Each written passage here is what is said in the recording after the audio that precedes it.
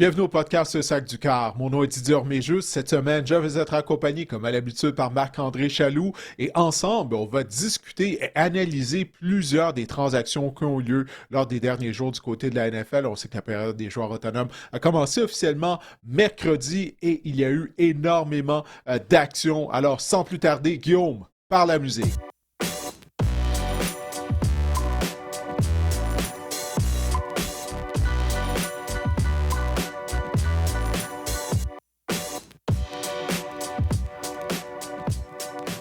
Marc-André, bon, ce ne sont pas les transactions qui manquent lors des derniers jours, comme je viens de le dire, du côté de la NFL. On va essayer de parler du plus grand nombre de transactions possibles. Naturellement, on ne va pas parler de toutes les mises sous contrat des 32 équipes de la NFL, mais on va y aller avec les joueurs qui ont retenu notre attention. Puis on va commencer avec la position la plus importante sur le terrain, celle de carrière. Et c'est un secret de polichinelle, diront certains, que Malik Willis allait signer avec les Dolphins de Miami dès l'ouverture du marché des joueurs autonomes. Et ça a été fait 3 ans, 67,5 millions de dollars, donc 45 millions garantis, Didier. Une moyenne à peu près de 22 millions par année. As-tu été surpris? 22 millions, c'est loin du 30 millions là, qu'on pensait ou qu'on croyait que Malik Willis allait obtenir. Ouais, moi je suis certain là, qu'il allait se rendre à 30 millions par année, mais il faut croire que les équipes avaient une certaine réserve, parce que quand même l'échantillon n'est pas si gros que ça des performances de Malik Willis. Et lorsqu'on regarde les statistiques avancées également, lorsqu'il jouait là, sous le système de Lafleur à Green Bay, il décochait pas énormément de passes de la pochette. Tu sais, on y allait de plusieurs jeux d'options, passe-course, option course-passe lorsqu'il était de la formation. Alors ça va être quelque chose à surveiller naturellement. Là. Tu sais, le mariage de Malik Willis avec le créateur à l'attaque des Dolphins de Miami, mais c'est tout un ménage, Marc-André, là, qu'on a fait du côté des Dolphins. Toi, on va en parler. Bon, il n'est plus là, il est rendu avec les Falcons d'Atlanta. Mike McDaniels a été congédié après la saison. Donc, on repart à 9 du côté des Dolphins. Mais pour en revenir au montant qu'on vient de donner à Malik Willis, donc au moins là, on ne sait pas. Ça nous permet d'avoir des options pour les prochaines années. Là. Si Malik Willis s'avère être un flop, au moins financièrement, ben, il ne va pas mettre les Dolphins dans le trou parce que les Dolphins, comme tu sais, eux, ils sont pognés à payer une grande partie du salaire de Tua, bien que Tua va porter l'uniforme des Dolphins la saison prochaine, l'uniforme des Falcons l'an prochain. 99 millions à toi au cours des 2 prochaines saisons. Et je ne sais pas si tu as remarqué ou je ne sais pas si tu as vu d'ailleurs le contrat de Malik Willis. Je trouve qu'on a été brillant là, du côté des Dolphins, de la nouvelle administration, dans le sens que c'est pas cette année qu'il va empocher le gros de son contrat, mais c'est plus à partir de l'année prochaine. Donc, il y a une petite gymnastique aussi là, qu'on a fait du Mm. côté des Dolphins, c'est de bon augure. Puis moi, oui, toutes les stats avancées là, pour Malik Willis, on dit que c'était un super carrière. Moi, je pense que c'est une bonne signature du côté des Dolphins. Je trouve que c'est une signature adéquate dans le contexte actuel qu'on a à payer toi, justement. Parce que Malik Willis, il a vraiment un potentiel qui n'a pas été. Il n'a pas atteint son plein potentiel en ce moment. On peut peut-être jeter là, la première année de sa carrière avec les Titans aux poubelles, mais avec une bonne ligne à l'attaque, on a vu ce qu'il peut faire. C'est un, comme tu dis, des meneurs là, pour les pourcentages de passes complétées. 79 depuis qu'il est avec les Packers de Green Bay. C'est quand même assez impressionnant. C'est un gars qui a un bras également. C'est un gars qui peut courir avec le ballon, évidemment. Peut-être l'un des meilleurs porteurs ou les meilleurs coureurs à la position de carrière de la NFL. Donc, j'ai hâte de voir ce que ça peut faire avec un gars comme Devon Achane. C'est sûr qu'on est en reconstruction là, du côté des Dolphins. Il ne faut pas s'attendre je ne dirais pas qu'ils vont participer aux éliminatoires dès l'an prochain, mais quand même, j'ai trouvé que la signature était importante, intéressante. Et évidemment, le nouveau régime en place avec les Dolphins, ben, c'est des anciens, et le DG et l'entraîneur-chef sont des anciens des Packers. Donc, tu parles d'un système de Matt Lafleur favorable aux carrières. Je pense qu'on va tenter de jouer à tout le moins le système, peut-être avec quelques petites différences, mais quand même de jouer ce système-là également à Miami. J'ai hâte de voir ce que ça peut donner. Ouais, puis comme tu viens de le dire, on le connaît très bien du côté de l'organisation des Dolphins. Alors, tu sais, Hafley avec le DG, je me dis, écoute, s'il y a des gens qui savent ce dont Malik Willis est capable, ben, ce sont eux. En tout cas, on verra ce que ça va donner du côté des Dolphins. On a gardé Jalen Waddle, finalement, on ne l'a pas échangé, au moins. Bon, on va avoir un ressort de passe minimum à qui lancer le ballon du côté de Malik Willis. Mais écoute, c'est un risque calculé. Tu sais, tu l'as bien décrit, étant donné que cette année, il ne va pas coûter énormément du côté des Dolphins financièrement. Alors, si jamais en 2026, on se rend compte que Malik Willis n'a pas l'étoffe de carrière partant, ben, tu peux être certain que on va se départir de lui, étant donné que, tu sais, qu'il devra empocher une grosse somme d'argent en 2027, comme tu l'as si bien expliqué, puis qu'on va recommencer encore une fois à essayer de trouver un nouveau carrière du côté des Dolphins. Mais écoute, c'était lui le gros nom vient de marcher des joueurs autonomes. Maintenant, on va voir s'il sera en mesure de performer puis si on va bien l'entourer du côté de Miami. Parlant de risques calculés ou de paris peu risqués, les Falcons Ouais. d'Atlanta ont embauché Tua Tagovailoa pour 1 an, 1,3 million de dollars. Ben ça, c'est le salaire quasiment au salaire minimum. C'est le salaire minimum dans la NFL, Didier, c'est ça? Pour les vétérans, ouais. Ouais. Donc, au salaire minimum. Donc, les Falcons poursuivent là, ou ajoutent à leur collection de quart gauchers. Ça, c'est intéressant. Mais qu'est-ce que tu Mhm. as pensé là, de la signature de Tua avec les Falcons? Ben, encore une fois, c'est un autre pari qui coûte pas cher. Tu sais, comme tu viens de le dire, toi, essentiellement payé par les Falcons de salaire minimum, et puis après ça, ce sont les Dolphins qui payent le reste de son salaire pour la saison 2026.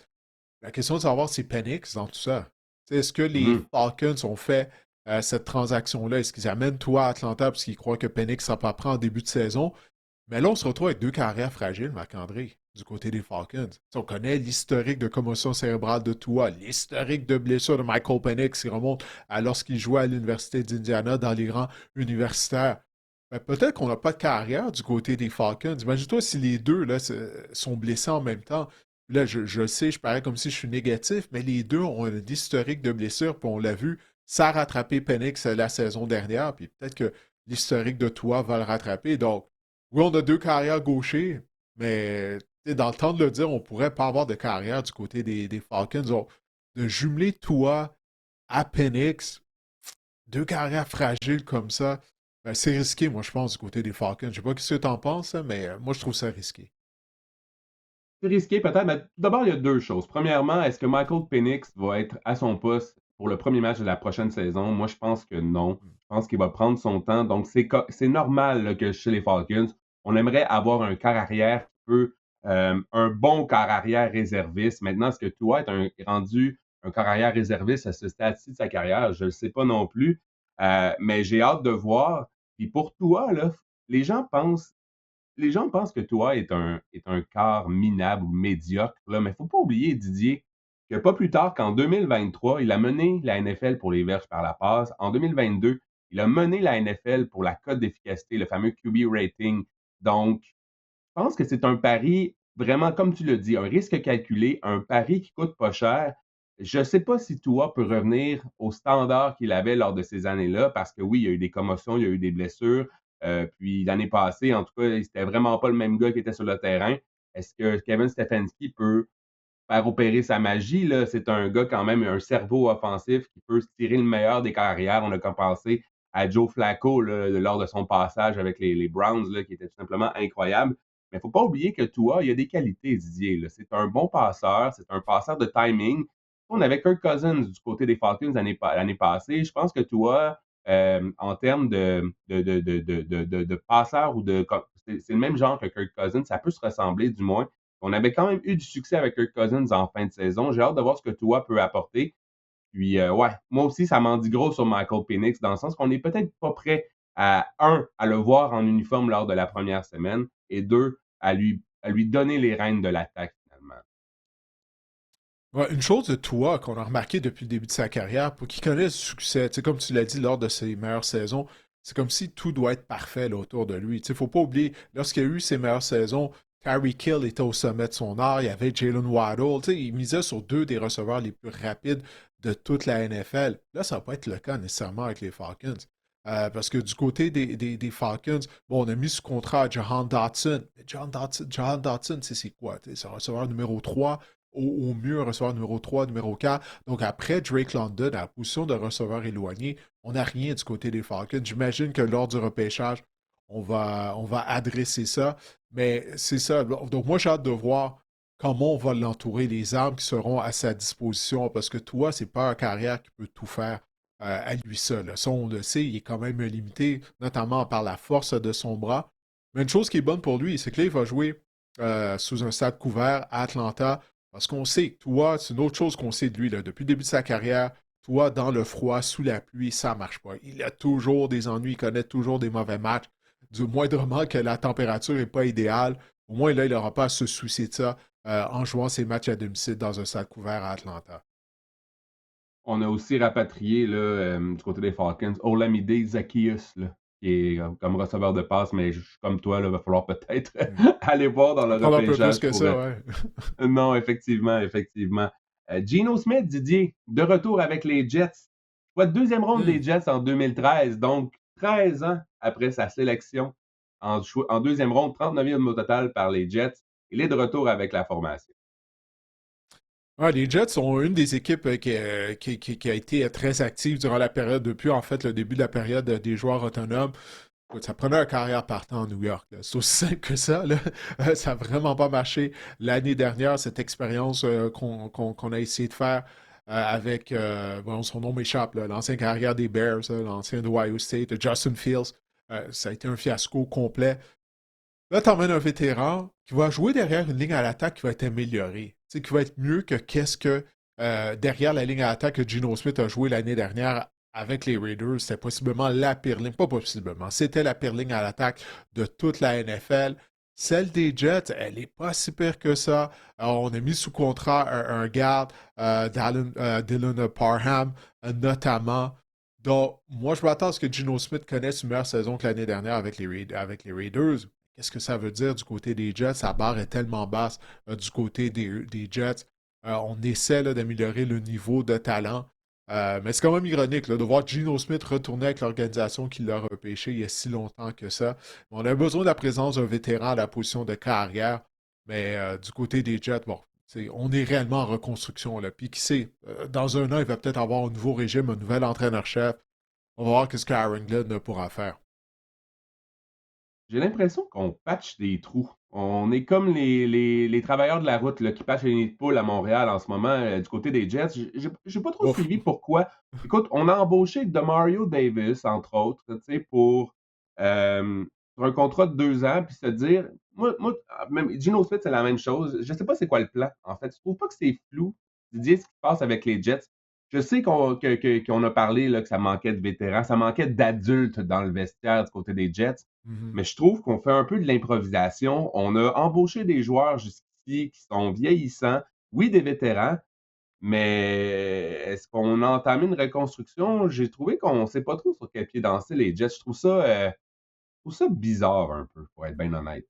Ben, mais je pense qu'on a amené des vétérans pour stabiliser l'équipe. Tu sais, parce que tu peux pas partir d'être aussi pourri que les Jets ont été l'année dernière, être une bonne équipe et participer aux éliminatoires. Là, tu vas me dire que les Patriots ont pratiquement réalisé le coup Mm. l'année dernière. Ils ont été en mesure de même de se rendre au Super Bowl. OK, mais ça, c'est une exception. Mais pour les Jets de New York, d'abord, je pense qu'il fallait stabiliser l'équipe avec des vétérans.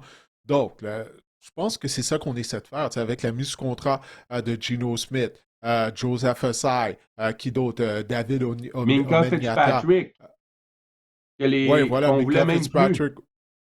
Oui, c'est ça. Puis là il est rendu avec les Jets. Tu sais, c'est quoi? Ventre Sweat qu'on a acquis par voie de transaction en échange de Jermaine Johnson, de Mario Davis, comme tu viens de le dire, de Sean Wright. Ça, c'est pas mauvais. C'est non négligeable à la position de demi-coin. Faut oublier que les Jets ont réussi aucune interception l'année dernière. Alors, d'amener un Wright, ça, c'est pas nécessairement une mauvaise chose. Donc, au moins, ce sont des joueurs établis. C'est ça que j'essaie de dire. Tu sais, pour stabiliser l'équipe. Moi, c'est comme ça que je vois ça, personnellement. Mais il y a encore beaucoup de pain sur la planche là, du côté des Jets, on s'entend. Mais je pense que c'est ça leur objectif durant la période des joueurs autonomes. Aller chercher des joueurs d'expérience pour stabiliser cette équipe-là. Mais on s'entend que lorsqu'ils vont être sérieux, les Jets, ces joueurs-là seront plus là. Ah oui, oui, non, c'est sûr. Ça, c'est certain. Là. Ça, il n'y a aucun de. Ben, quand, quand les Jets vont être sérieux. Est-ce que ça va arriver? Qu'on va arriver Mais à mettons, si redresser la on dit que barre? la reconstruction C'est un prend trois éternel. ans, là, mettons.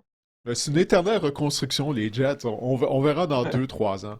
Ben, pour l'instant, c'est pas mauvais qu'est-ce qu'ils ont fait pour la situation dans laquelle ils se trouvaient. Mais encore une fois, Ça va être à Aaron Glenn de nous montrer qu'il est en mesure de coacher, là, ce qui n'a pas été le cas l'année dernière. Parce qu'on a dépensé beaucoup d'argent avec ces joueurs-là aussi. Là, ça peut nous lier les mains. En tout cas, bref. Mais je comprends ton idée d'élever le plancher. Parce Déjà que le que, plancher était le plancher du sous-sol. ouais, c'est ça. Il Puis est en en plus, béton. Marc-André, tu sais, les Jets, il n'y a, pas de joueurs autonomes en demande qui vont signer avec ton équipe. Tu sais, tu dois être réaliste, tu sais. Donc, aller chercher des vétérans comme ça, à qui il reste peut-être une ou deux saisons, tu sais, c'est pas mal ça qu'on va se permettre ça, seulement du côté des Jets, ça, je pense. Et de toute façon, les Jets ne trouveront pas leur corps arrière de concession dans le repêchage actuel. Donc, pour faire une transition, pour Geno Smith, c'est pas mauvais pour cette saison non plus. Ouais, c'est le meilleur de ce qui restait. Là. Tu sais, on en avait parlé lors des dernières semaines. Là. C'est pas une grande cuvée au niveau du repêchage, puis c'est pas une grande cuvée notamment au niveau des joueurs autonomes à la position de carrière. Ça prend un carrière partant. Bon, c'est sûr, ça laisse sur l'appétit, mais ce sont les Jets. Là. C'est pas comme si Malik Willis allait signer avec eux, puis là, soudainement, ça ramener de l'enthousiasme au sein de l'organisation. Kyler Murray, Kirk Cousins et Aaron Rodgers, Didier, sont toujours disponibles si on conclut avec les carrières. Kyler Murray, moi, ça me surprend qu'il soit toujours disponible. Il y a des rumeurs qu'il l'envoie avec les Vikings, mais ça n'a pas été fait encore. Donc, ouais, ça me surprend, Kyler Murray. Toi, Ouais, ben écoute, ça pourrait être fait, une association de Kyler Murray et les Vikings lorsque les gens vont écouter le podcast. On enregistre ce podcast jeudi matin. Et Kyler Murray, justement, en journée, il est supposé visiter les Vikings du Minnesota. Alors, on verra s'il sera mis sous contrat. Mais personnellement, non, je ne suis pas surpris. Écoute, la période des joueurs autonomes a commencé officiellement mercredi. Puis il y a des questions là, entourant Kyler Murray. Kyler Murray, il n'est pas fait pour tout le monde. Puis on en a parlé ça aussi lors des dernières semaines durant le podcast. Donc, je ne suis pas surpris qu'il soit toujours sur le marché. Mais écoute, j'ai l'impression d'ici le week-end, il va avoir signé. Si ce n'est pas avec les Vikings, ça va être avec une autre équipe, parce qu'il reste des formations qui sont à la recherche de d'autres carrières. la rumeur a vu que Kyler Murray a visité en premier la salle d'arcade chez les Vikings. C'était bien important pour lui. Ah, Du côté des porteurs de ballon ça maintenant, demeure la sa grosse... priorité, les jeux vidéo. Exact. Ouais. Du côté des porteurs de Puis ballon, la je grosse disais signature de... que Oui, ouais, excuse-moi, vas-y. je disais que c'est possible que Kirk Cousins, peut-être les Raiders auraient de l'intérêt afin de l'avoir comme partant pendant que Mendoza apprenne derrière lui. Tu sais, Kirk Cousins, c'est un vétéran, il sait comment se préparer. Donc, ce ne serait pas une mauvaise chose, je crois. Tu sais. Si on met Ouais, c'est Cousins pas sous fou. contrat, Mendoza pourra apprendre derrière lui. Les Raiders, c'est une autre équipe qui a été très active via le marché des joueurs autonomes. Et pour ce qui est d'Aaron Et Rodgers, bon, les rumeurs circulent qu'il va retourner à Pittsburgh, mais on verra euh, si ça va réellement arriver. pense, Là. pense que Rodgers, c'est Pittsburgh ou rien, selon toi? Je pense que oui. Toi, j'ai pas vu son nom être associé avec d'autres équipes. Là. Je pense que oui aussi. Pas Ouais, comme je pense qu'il va partant, en tout annoncer ça cas. encore une fois avec les Steelers. Non, non, mais dans le Moi, je sens, pense que ça va être comme si c'est partant. pas les Steelers, ça sera pas comme partant. Ah, mais Rodgers ne devra pas être Non, mais réservé. c'est ça. Donc, je pense que c'est la raison pour laquelle je pense que c'est les Steelers ou rien pour lui. Là. Ouais. J'ai hâte de voir.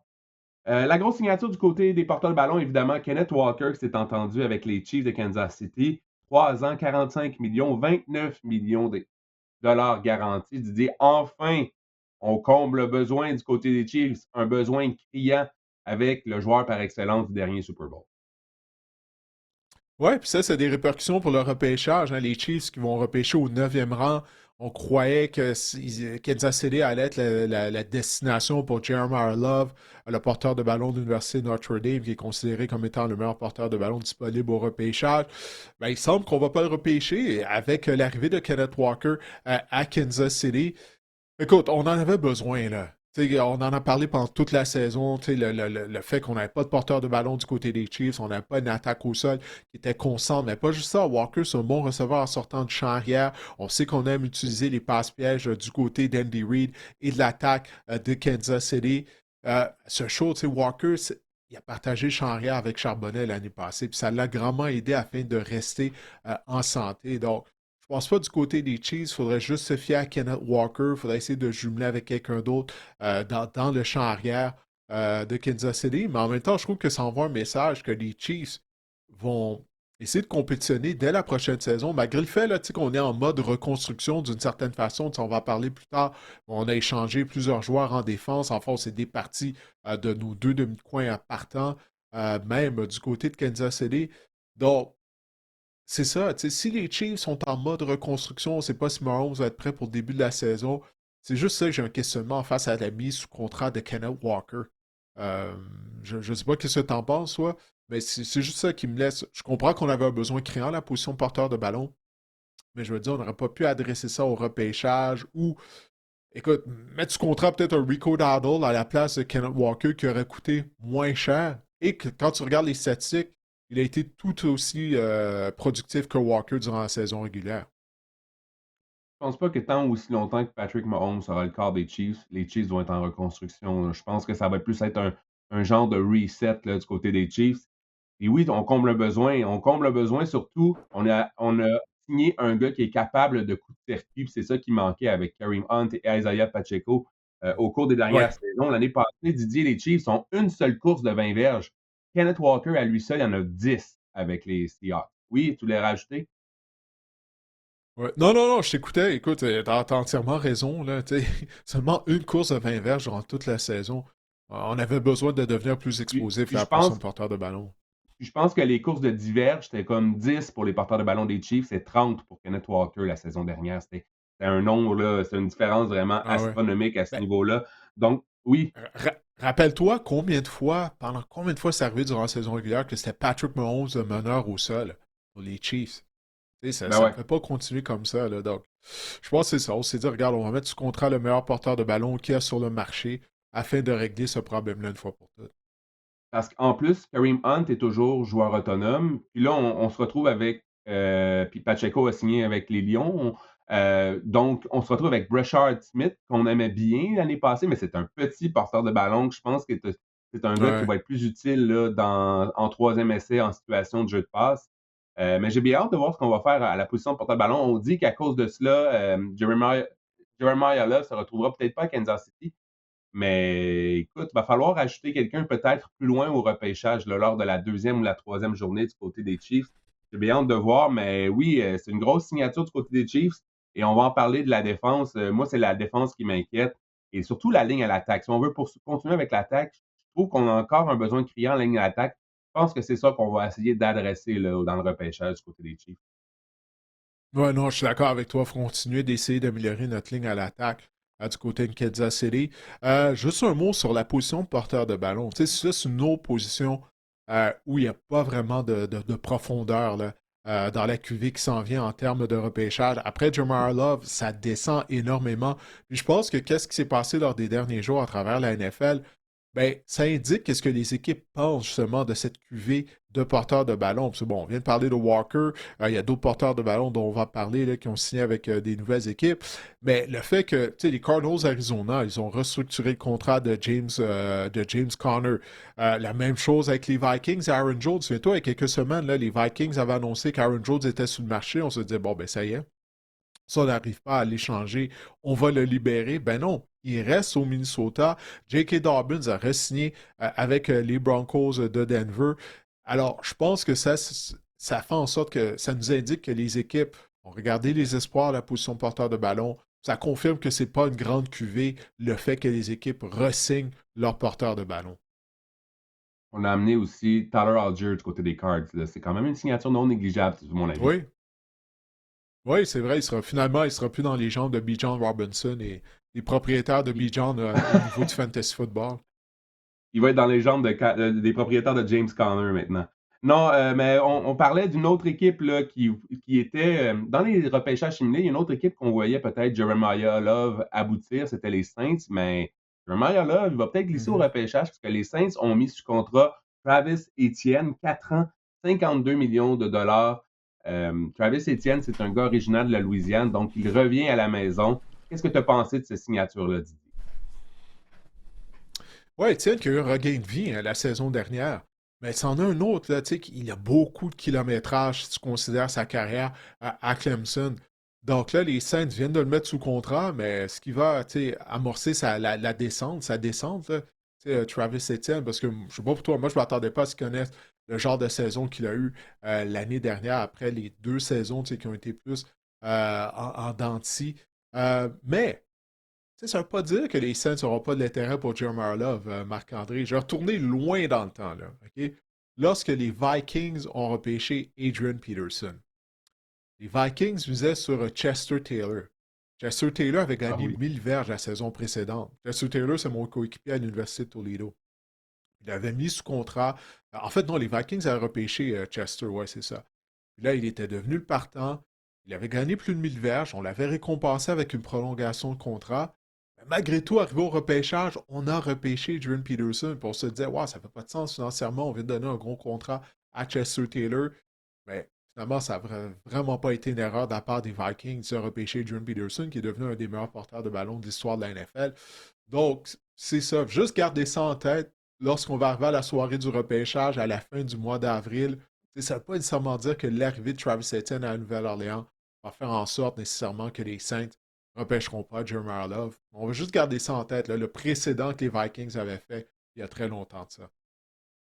Et ce qui est intéressant aussi, c'est le Alvin Kamara dans tout ça. On avait restructuré quelques jours avant son contrat. Mhm. En gros, on avait pris son contrat, puis on avait transféré l'argent de son contrat en bonus de signature. Donc, ça a libéré de l'espace sur la masse salariale. Mais Alvin Kamara, je lisais des articles comme quoi que lorsqu'on fait ce genre d'opération-là, c'est souvent est-ce que en fait, on se questionne s'il y en est à ses derniers milles dans la NFL aussi, ou ce qu'il sera de retour avec les Saints. En tout cas, les Saints, je ne sais pas si c'est annonciateur de quelque chose, mais la signature de Travis Etienne, peut-être que les Saints savent des choses qu'on ne sait pas à propos d'Alvin Kamara. Honnêtement, ce gars-là est quoi, à 31, 32 ans? Ça sonne peut-être la retraite là, du côté d'Alvin Kamara. Ça serait intéressant de voir la suite des choses là, des Saints au cours des prochaines semaines. Ouais, puis écoute, s'il est de retour, il va partager le champ arrière, parce que comme tu viens de le dire, là, rendu à cette stade de sa carrière, Kamara ne sera pas le porteur de ballon numéro un dans le champ arrière de Nouvelle-Orléans. Mais jumelé avec Travis Etienne, si on lui donne moins de portée, on l'utilise un peu plus en tant que receveur en sortant de champ arrière, parce que ça a toujours été la force de Kamara, hein, sa polyvalence. Ça pourrait quand même donner un duo intéressant dans le champ arrière, en fait, donner un coup de main à notre carrière de deuxième année, Tyler Shaw. Et j'aime aussi de jumeler Travis Etienne à Kellen Moore. Kellen Moore, c'est quand même son schéma offensif, ou en tout cas, bref, avec les Eagles, on a vu que Kellen Moore, ça fonctionnait, c'est Saquon Barkley. Lorsque Kellen Moore est parti, ça fonctionnait plus, c'est Saquon Barkley. Donc, je pense que c'est une bonne situation également pour Travis Etienne. Je pense qu'on a voulu donner des outils à Tyler Shott également.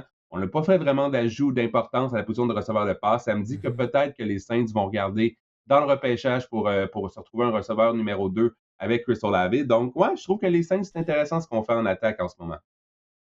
Incroyable, hein, comment ça change vite. Il y a un an, Ouais. on disait que les Saints allaient avoir le premier choix du repêchage en 2026. Puis là, regarde, là, on est comme, ah, les Saints, ça, c'est intéressant, c'est intriguant un peu, là, soudainement. Rico Dowdle, Didier, jouera maintenant à Pittsburgh. Il a signé une entente de 2 ans, 12,25 millions de dollars.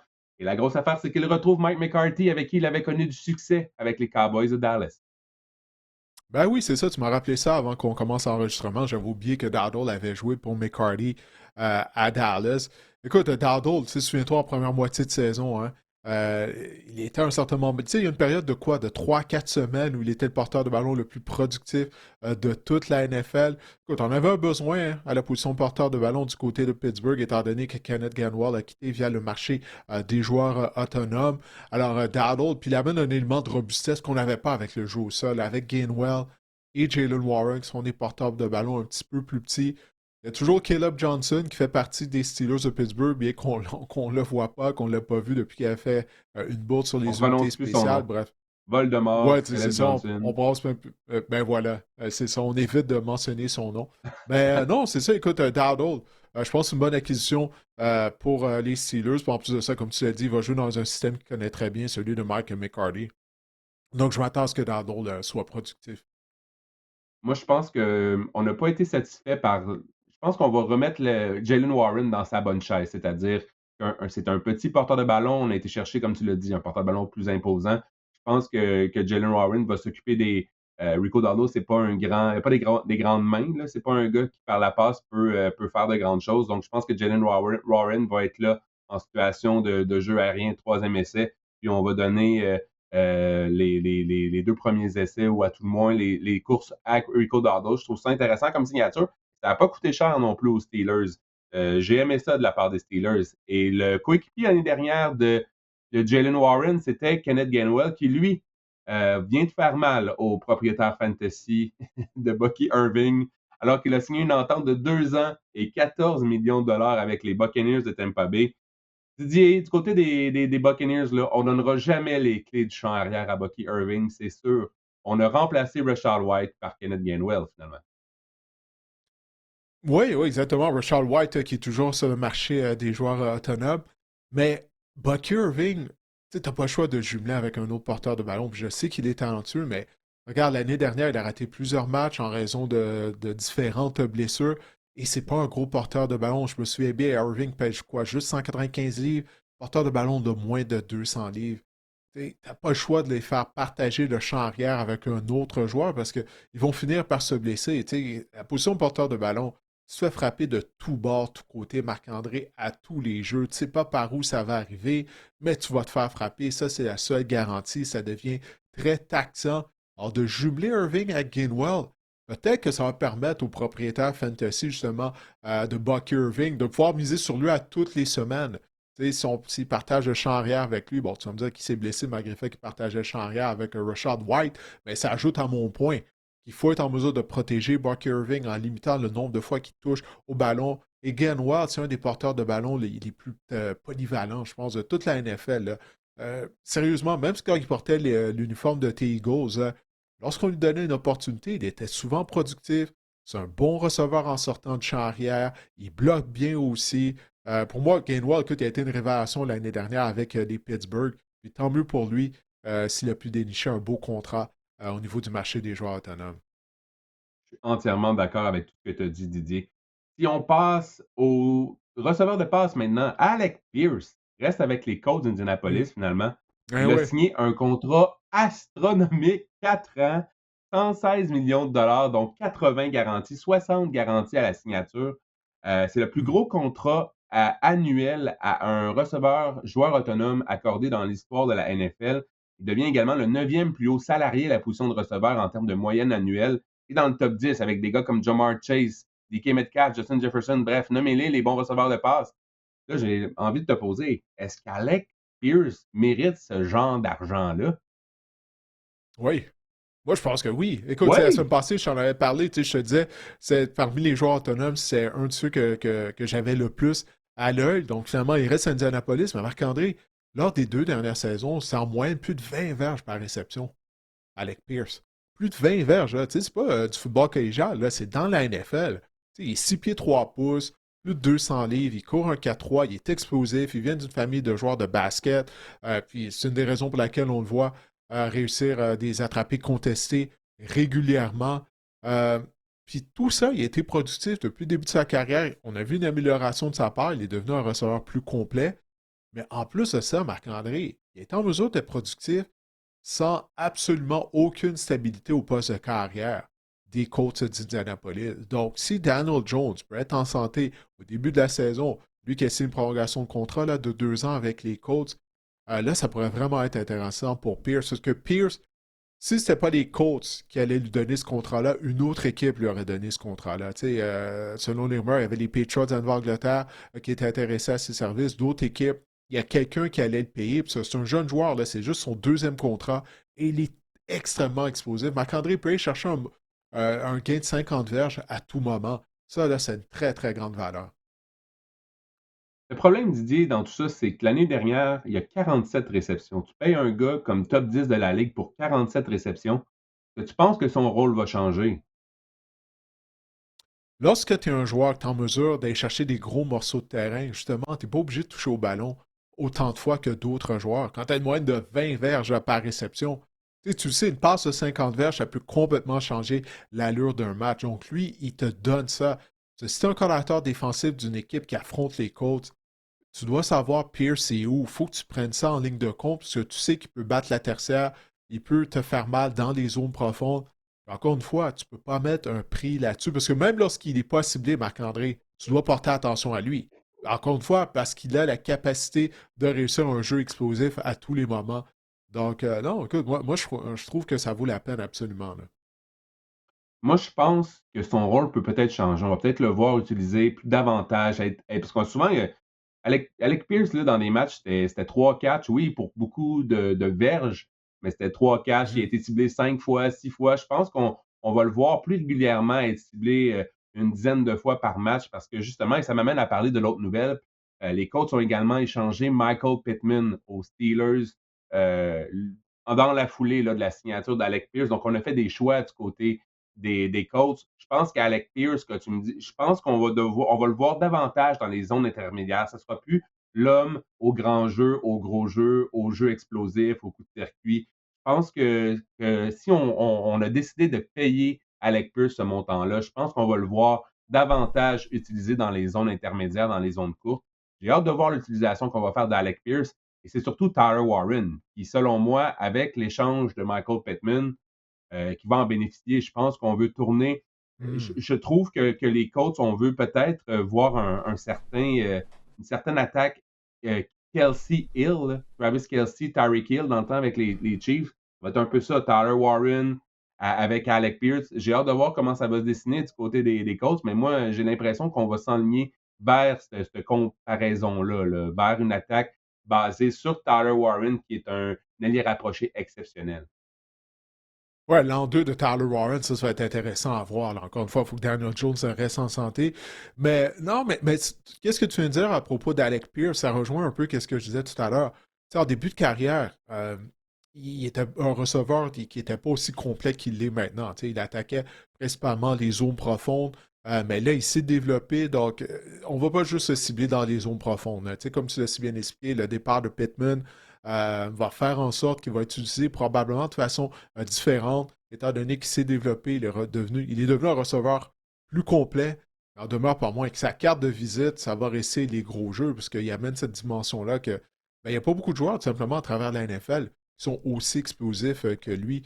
Puis pour ce qui est de Pittman, ben, les Steelers avaient besoin d'un receveur numéro 2 derrière DK Metcalf. Alors, on en avait parlé du moment qu'on a échangé George Pickens l'année dernière. On n'a jamais trouvé de receveur numéro 2. Donc, l'arrivée de Pittman à Pittsburgh, on en avait grandement besoin. Mais il reste à savoir si ça va être Aaron Rodgers ou un autre carrière qui va lui lancer des passes à lui et à DK Metcalf. Les Patriots ont été dans le coup pour plusieurs receveurs de passe, selon les Mhm. observateurs, mais finalement, ils se sont rabattus sur Romeo Doubs, l'ancien des Packers. Et mon Dieu, on lui a fait signer une entente de 4 ans, 70 millions de dollars. Moi, je trouve ça cher pour Romeo Doubs. Toi, Didier. Ben, quand tu regardes le marché, il faut que tu regardes le marché, Marc-André. Parce que c'est sûr, à première vue, ça a toujours l'air d'être cher. OK, pour nous qui ne gagnons pas des salaires comparables aux joueurs de la NFL. Mais quand tu regardes le contexte ou les autres receveurs qui ont signé ailleurs, finalement, Dobbs, tu sais, c'est pratiquement une aubaine, là. Quand tu parles de rapport qualité-prix, tu sais, puis en plus de ça, Romeo Dobbs, c'est un receveur fiable. Tu sais, puis quand, il mesure tout de même 6 pieds 2 pouces, pèse plus de 200 livres. D'avoir un receveur fiable qui court des tracés de passe précis, qui a de bonnes mains, qui ne va pas échapper de passe, ça c'est important lorsque tu as un jeune carrière. Il ne faut pas l'oublier, Drake May, ça va seulement être sa troisième saison. Donc d'avoir un receveur fiable pour Drake May, je pense que ça c'est un gros plus du côté des Patriots. Comme tu as dit, à l'Angleterre, on était à la recherche d'un receveur de passe. Ça, il n'y avait aucun doute parce que je pense qu'on a entendu le nom des Patriots être lié à tous les receveurs de passe de qualité qui étaient disponibles via le marché des joueurs autonomes. Ils étaient dans le coup pour A.J. Brown, ça a l'air qu'ils ont appelé les Eagles aussi. Pour moi, Romeo Doubs, Ouais. Didier, puis Keyshawn Boutte, là, pour moi, c'est le même receveur de passe, c'est le même genre. On pourrait juste changer les uniformes, là, puis on y verrait que du feu. Tu trouves? Mais écoute, il n'y Ouais, avait pas vraiment d'autres options. Là. Du moment qu'on ne fait pas l'acquisition de A.J. Brown, là, je pense qu'on peut oublier ça avec l'arrivée de Dobbs. ouais, Mais quel autre receveur? Tu sais, comme je t'ai dit, les Patriots étaient intéressés à Alec Pierce. Finalement, Pierce a décidé de rester à Indianapolis. Mais c'est ça, là, tu sais, quand tu regardes, on va parler des autres receveurs là, qui ont signé, mais tu sais, il n'y avait pas de gros noms là, nécessairement. Là. En termes de receveur numéro un, il n'y en avait pas. Là. je pense aussi que la signature de Dobbs, ça vient de faire une croix sur l'ajout d'A.J. Brown. avec Ouais. les Patriots. Je pense que notre fameux deep threat, là, notre joueur explosif dans les zones profondes, on va se dire que Kyle Williams pourrait connaître une belle progression là, ou pourrait Ouais, connaître il a son démontré des éclosion bonnes lors de choses l'année l'an passée 2. un peu. Ouais, Ouais, exact. C'est un par gars moment. explosif, donc peut-être qu'on va utiliser, en tout cas, on va essayer d'y aller par cette avenue-là, là, c'est mon avis. Ouais, puis hey, on n'oublie pas le repêchage aussi, là. Tu parles Exact. d'avenue, ben reste le repêchage, c'est de trouver un jeune joueur qui n'est pas nécessairement un receveur complet, mais qui est rapide, qui peut étirer ta défense. Tu sais, ça se trouve dans le repêchage. Donc, c'est ça. Faut pas être trop vite pour juger la période des joueurs autonomes. C'est incomplet, là. Tu sais, la saison morte, oui, ce sont les joueurs autonomes, mais c'est également le repêchage qui aide à bâtir l'équipe. Donc, pour les Patriots, regarde, peut-être qu'un receveur de passe, ça sera une priorité durant le repêchage. Mais au moins, la mise sous contrat de Romeo Dobbs, ça amène un joueur d'expérience et ça donne des options, justement, lorsque le repêchage va arriver. Des fois, ça devient une question de boucher des trous au niveau du marché des joueurs autonomes afin de ne pas être pris lors du repêchage à se dire OK, il faut absolument repêcher un receveur parce qu'on n'en a pas d'autres. Puis je pense qu'on a fait ça du côté des Patriots. Puis hey, on a amélioré la ligne à attaque hein, aussi du côté de la Mhm. Nouvelle-Angleterre. Marc-André, avec Mm. la mise sous contrat de l'ancien garde des Jets de New York. Voyons, son nom m'échappe. Tucker, pas Tucker, mais. Ouais, c'est Tucker. Ouais, il y Il a y a un nom deux qu'on. noms de famille, là. Oui, Ouais. ouais, ouais. Mais c'est ça, en tout Euh, cas, là, j'ai trouvé ça m'énerve là, que je ne suis pas capable de me souvenir de son nom. Là. Mais tout ça pour dire, ouais, c'est ça. Donc, ouais, Elijah Vera Tucker, voilà. Donc, ça, c'est un bon garde. Il a arrêté toute l'année dernière puisqu'il s'est blessé lors du camp d'entraînement. On l'a signé pour 3 ans, 42 millions. Mais ça, c'est une bonne chose parce que les Patriots, ils ont échangé leur centre. Hein? Alors là, c'est Jarrett Wilson qui jouait à la position de garde à gauche, qui jouait à la position de centre dans les rangs universitaires, qui va changer de position. Alors, l'arrivée de Vera Tucker, donc tu vois déjà le visage, la ligne à attaque des Patriots qu'on avait vu il y a un mois en action contre Seattle lors du Super Bowl ben, le visage de cette ligne à attaque-là commence déjà à être différent. Là. Mike Evans, Didier, n'a pas voulu faire un changement trop drastique là, pour ses partisans ou ses fans. Il s'est dit, je vais garder un chandail rouge. Je m'en irai pas jouer avec une équipe en vert. Ça va être bizarre. Mais il a quand même signé avec les 49ers de San Francisco 3 ans. Ça, c'est surprenant à son âge, je trouve. Et 60,4 millions de dollars. Mike Evans, Didier, 3 ans. Est-ce que c'est trop? Est-ce que c'est un pari risqué là, du côté des Niners? Oui, on comble un besoin qu'on avait, un autre besoin criant. Mais 3 ans, c'est ça qui m'a fait sursauter. Ben, les contrats de la NFL, tu sais, hein, ça vaut ce que ça Ouais. vaut. Des fois, on a l'impression que c'est de l'argent de Monopoly. On se dit, ah, c'est un joueur, il est signé pour tant.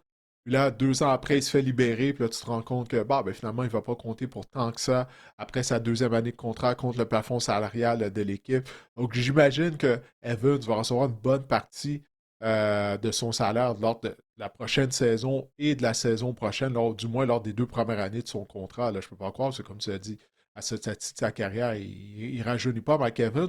Mais ça pour dire, je suis surpris de le voir quitter Tampa Bay parce que justement, il est Monsieur Buccaneers. Il a toujours été. Il a juste joué pour les Bucks. En fait, Evans avait été le tout premier choix du DG, à l'époque, le DG des Buccaneers de Tampa Bay lors de sa première année. Donc, je suis surpris de l'avoir vu quitter via le marché des joueurs autonomes. J'aurais cru qu'il aurait voulu terminer ça, sa carrière en portant le même uniforme. Mais peut-être qu'il juge qu'il a des meilleures chances peut-être de gagner un autre Super Bowl avec les 49ers. C'est ça pour dire que ça m'a vraiment surpris. Puis du côté des Niners, on avait besoin d'expérience à la position de receveur de passe. Mais pour Evans, comme plusieurs autres joueurs, est-ce qu'il pourra rester en santé? Hein? On le sait, à tous les ans, il subit une blessure, sa blessure annuelle aux ischio-jambiers. Ça a dérouté sa saison 2025. Alors, ben, je ne souhaite pas que ça lui arrive encore une fois à nouveau, mais en vieillissant, généralement, les blessures, ben, elles ne diminuent pas. Je pense que les Bucks aussi sont surpris que Mike Evans ne soit pas demeuré avec eux. Ouais. Parce qu'il y a comme eu un genre de bras de fer là, dans les médias sociaux entre l'agent de Mike Evans et les Bucks. L'agent de Mike Evans a lancé plusieurs ultimatums aux Bucks en disant écoutez, Mike Evans, là, si vous ne prenez pas ça au sérieux, il va partir, là, il va partir. Il va partir Ah, ils l'ont pas finalement cru. quelques jours avant le repêchage. Écoutez, on a d'autres offres, il va partir. Là. Finalement, il est parti. Je veux dire, les Bucks, peut-être ont pensé que Mike Evans là, ne partirait jamais de Tampa Bay. Ils se sont peut-être gouré à ce niveau-là, mais du côté des Bucks, on avait quand même signé Chris Godwin durant l'entre-saison pour une prolongation de contrat. On avait repêché l'année dernière Emeka Egbuka. Je pense qu'on avait Et commencé à voilà. préparer sa succession, là, puis on a fait des choix du côté des Bucks aussi. Ben voilà, c'est ça, là. Tu sais, souviens-toi, lors du repêchage l'année dernière, les gens disaient: Ah, ben pourquoi les Buccaneers repêchent Egbuka, ils ont Godwin et Evans? Ben c'est ça. On a joué aux échecs. On a préparé notre coup un an avant le départ de Mike Evans. Alors, toi qui es un gros fan de fantasy football, ça augure bien pour Egbuka, là, étant donné qu'Evans ne sera plus là à Tampa Bay. Ouais, ça augure bien pour Egbuka. C'est juste que j'ai bien hâte de voir Baker Mayfield, par exemple. C'est ça le problème pour Egbuka. Une Parce chose à la qu'Egbuka, il a fois, une connu chose 6 à la bons fois. matchs et il a disparu par la suite, comme il est devenu poussière en Ouais. fin de saison. Mais il était blessé aussi, hein. Il y avait des blessures en deuxième moitié de saison. Bref, c'est une nouvelle année, Marc-André. Ça va être un nouveau départ pour lui. Rashid Shaheed va rester finalement à Seattle. Ça, c'est une bonne signature pour les champions en titre du Super Bowl. 3 ans, 51 millions de dollars. Je pense que Rashid Shaheed n'a pas eu le temps vraiment de s'acclimater là, au cahier de jeu des Seahawks en fin de saison. Il avait été explosif comme retourneur, mais je pense que là, on va vraiment l'intégrer complètement dans l'attaque des Seahawks. Je pense que ça va être une bonne signature là, pour les Seahawks à long terme. Toi, t'en penses quoi? Ouais, non, mais c'est un bon point que tu amènes, parce qu'une grande partie de ces gros jeux, c'est ça. Ça avait été fait sur les unités spéciales. Il a reçu quelques longues réceptions également, mais lui aussi, là, c'est un joueur explosif. Il peut aller chercher un gain de 50, 60 verges à tout moment, puis il y a plus d'une façon de le faire, comme je viens de le mentionner. On a vu son brio au niveau des unités spéciales en fait de saison du côté des Seahawks.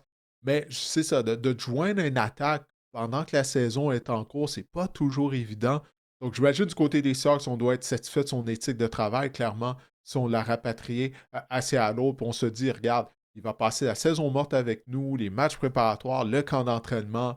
Alors, il va pouvoir mieux s'acclimater à l'attaque. Alors, j'imagine que ça a été ça, là, la mentalité des Seahawks face à la mise sous contrat, à la prolongation de contrat, en fait, au nouveau contrat qu'on a donné à Rashid Shaheed. Isaiah Likely, finalement, l'allié rapproché, s'est joint aux Giants de New York. Il y a beaucoup de connivence. Là. Qui tu connais dans ce milieu-là? 3 ans, 47 millions. Il OK. retrouve John Harbaugh avec qui qu'il était son entraîneur-chef avec les Ravens de Baltimore. Être familier avec qui on embauche, c'est tellement Exact. important du côté de la NFL, pour le meilleur et pour le pire. La semaine passée, tu parlais du fait que Nathaniel Hackett était toujours dans la NFL à titre de coordonnateur. Ben, c'est ça. Ça, c'est pour le pire.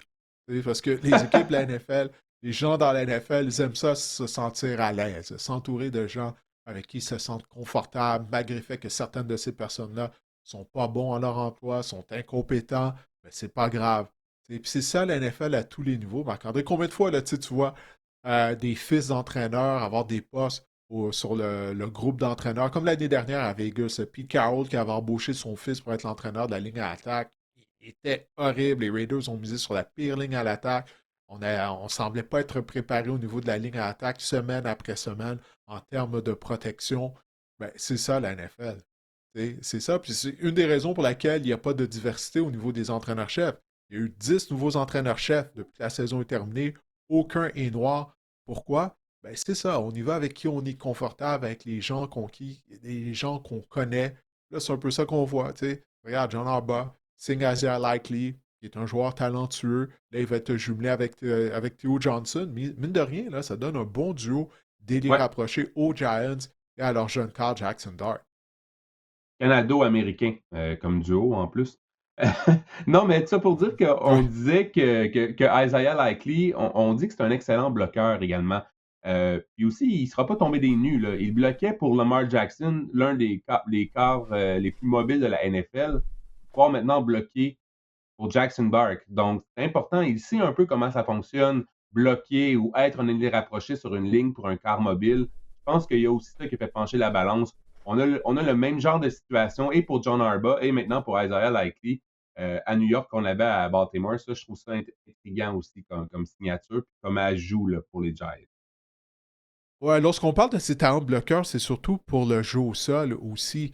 Parce que naturellement, tu ne vas pas lui demander de bloquer euh, Ouais, ouais. sur les jeux de passe. Tu veux qu'il court des tracés de passe, c'est ça sa force. Mais le fait que c'est un ailier rapproché qui est en mesure de bloquer au sol, c'est ce que tu veux parce que tu vas avoir de la flexibilité au niveau de ton personnel sur le terrain. Donc, tu sais, un jeu, tu peux courir avec une formation avec deux ailiers rapprochés, avec Likely, avec Theo Johnson. Puis sans même changer de personnel, le jeu suivant, ben, tu peux envoyer Likely à la position de demi-inséré, de receveur intérieur. Tu sais, ça t'amène beaucoup de flexibilité d'avoir un joueur aussi polyvalent qu'Isaiah Likely.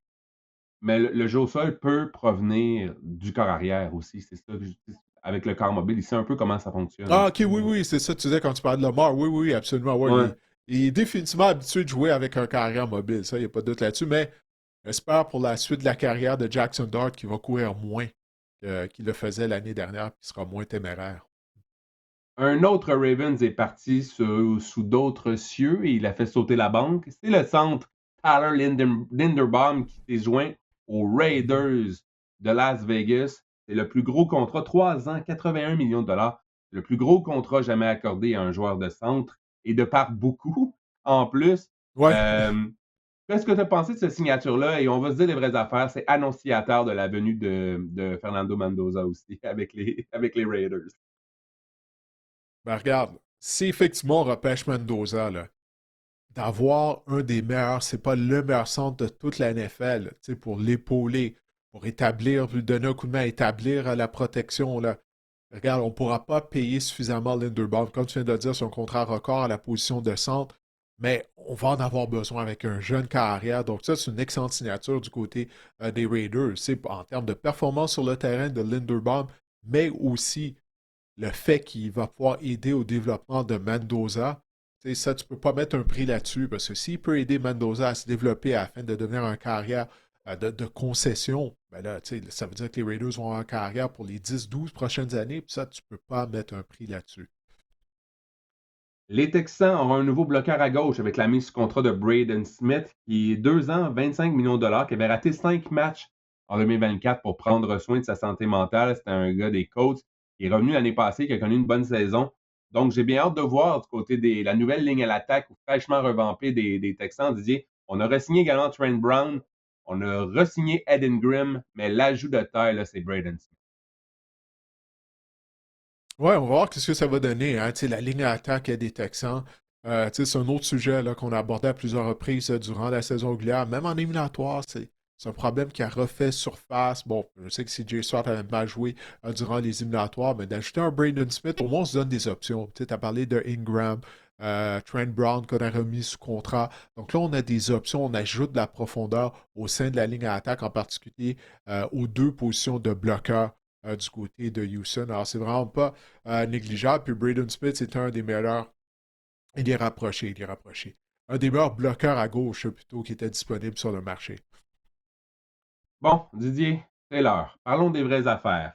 Le fiasco Max Crosby, pour écouter, ceux qui écoutent le podcast, vous êtes sûrement au courant de l'histoire.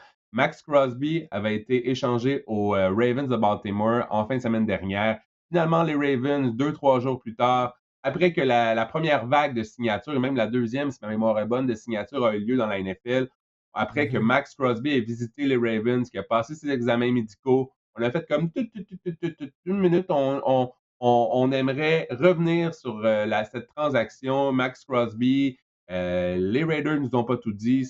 Clairement, son genou n'était pas ce que les Ravens pensaient qu'il était. Donc, on avait échangé au départ Max Crosby contre 2 choix de première ronde, 2026-2027. Les Ravens ont retrouvé ses choix au repêchage pour ensuite mettre sous contrat Trey Hendrickson, 4 ans, 112 millions de dollars. Donc, Didier, Trey Hendrickson se retrouve un membre des Ravens. Max Crosby est de retour avec les Raiders pour combien de temps? On ne sait pas. Qu'est-ce que tu as pensé de ce fiasco là, dans la NFL? Ouais, c'est spectaculaire, hein? C'est tellement rare qu'on voit Ouais. ça. Tu sais, c'était annoncé partout. En plus de ça, tu parles d'une super vedette, là, de Max Crosby. Là, tout le monde en parlait pour apprendre quoi. C'est le lendemain, finalement, on a appris que la Hmm. transaction était annulée. 2 jours plus tard, Mais peut-être? il y a tellement de rumeurs. Ouais, 2 jours plus tard, ouais, ça se peut, en tout cas. Mais c'est qu'il y a tout le monde, il y a tellement de rumeurs. Parce qu'apparemment, je sais pas, est-ce que tu as entendu cette rumeur-là? Que le plan initial des Ravens, c'est qu'ils voulaient mettre Crosby et Hendrickson sous contrat. En fait, ils voulaient transiger pour Crosby et signer Hendrickson via le marché des joueurs autonomes. Ils voulaient signer les deux chasseurs de cartes. Je ne sais pas si tu l'as entendu, celle-là, cette rumeur-là. Non. En tout cas, apparemment, c'était ça le souhait des Ravens, c'était de jumeler ces deux joueurs-là. Mais en même temps, parce que là, tout le monde a été sévère. Là. Tu l'as vu là, tu sais, sur les réseaux sociaux, tout le monde a été sévère à l'endroit des Ravens de Baltimore. Je peux comprendre pourquoi. Mais si tu te mets à la place des Ravens, tu vois, c'est du jamais vu. Là, les deux choix de première ronde pour un joueur qui va avoir 29 ans. euh, Jamais une équipe avait échangé deux choix de première ronde pour un joueur aussi âgé. C'est un joueur de position aussi âgé. Donc là, il y a un risque dans tout ça. Max Crosby, il ne prend pas de temps d'arrêt. Ce que je veux dire par là, Max Crosby, c'est un des joueurs les plus utilisés de la NFL. Je pense que depuis le début de sa carrière, il a participé quoi, à 90% des gens en défense des Raiders, quelque chose de fou là, que j'avais lu lors des derniers jours. Lui, il est là jeu après jeu. Là, il a subi une intervention chirurgicale à un genou afin de réparer un ménisque. Il va avoir 29 ans. Peut-être que du côté des Ravens, on s'est dit, hey, là, on est en train de prendre un gros risque afin de donner deux choix de première ronde à un joueur qui peut-être dans 2 ans sera plus le même.